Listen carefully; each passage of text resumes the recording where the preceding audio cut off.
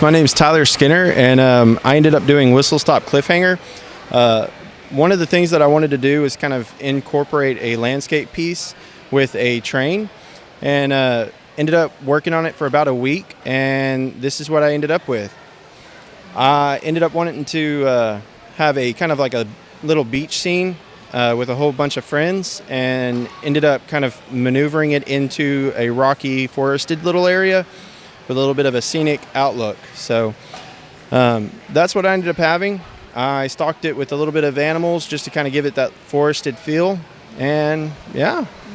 I like it. One thing that I really like about the build is the rail cars. So talk about kind of how you built that and how that came together.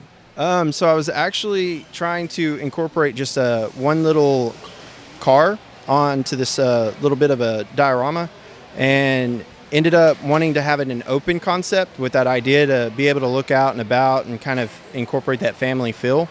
So the idea is that it moves very, very slowly due to that. I wanted to add a little bit of color to it, because if you look at it from like the front, there's, you have your gold, you have the silver, kind of gray, you have your little bit of a tan piece showing up. But as you move throughout it, you'll notice that there's a little bit more kind of woodwork feel, as well as your kind of maroon and lime green kind of pieces. So yeah, I think it turned out really great. And then I like your trees as well. So what pieces did you decide to use there? Because I know there's always a lot of different ways of creating trees. What did you find worked well for this? I ended up with what came out kind of like in your Lego sets, your typical Lego sets back in the day. You had the kind of bulkier trunk, and ended up going up throughout it. They incorporated, I'm not sure what piece it's called. It just has the little 4 hooks on the side to be able to attach the leaf pieces a little bit easier.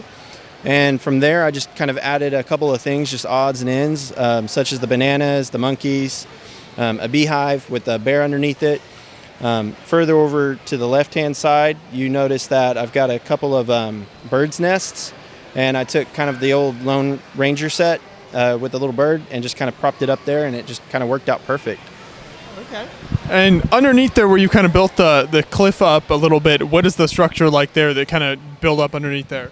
A lot of rainbow colors. I ended up wanting to not use a whole lot of pieces, so I just kind of structured it in a way that allows for the space, but also the structural integrity, so that if you push down on it, it's not going to just kind of fall through.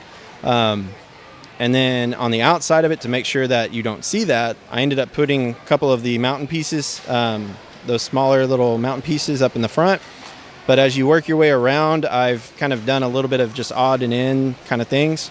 I made a face over on the side, over on this side, just to kind of incorporate a little bit of a laughing kind of moment, just to kind of smile about it. And then on the back end of it, it's just, my initials, a little bit of a coat of arms, and a skeleton sitting in a chair with a sword. So it's pretty funny. Yeah, but it's good to have fun with builds like this, like include little details and stuff, and it makes it better. I think the funniest thing to me personally, because I like dinosaurs, I incorporated one of the little dinosaur pieces, the gray, in the foliage down at the bottom next to the train, just as a kind of a side joke to myself. So. Okay. Yeah, all those fun little details. Well, I think the build turned out great, and I appreciate you talking with me about it. Thank you. All right, thank you.